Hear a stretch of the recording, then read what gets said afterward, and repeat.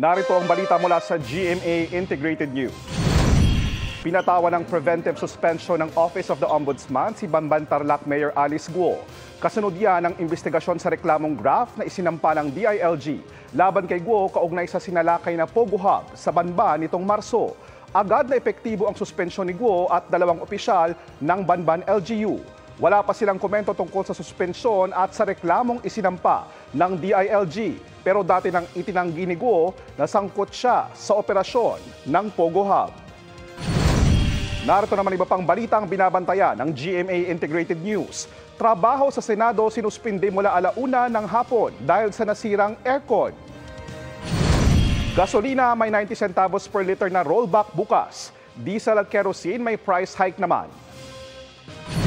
At sa 24 oras ang mga detalye sa naging pulong ni na Pangulong Bongbong Marcos at Ukrainian President Volodymyr Zelensky.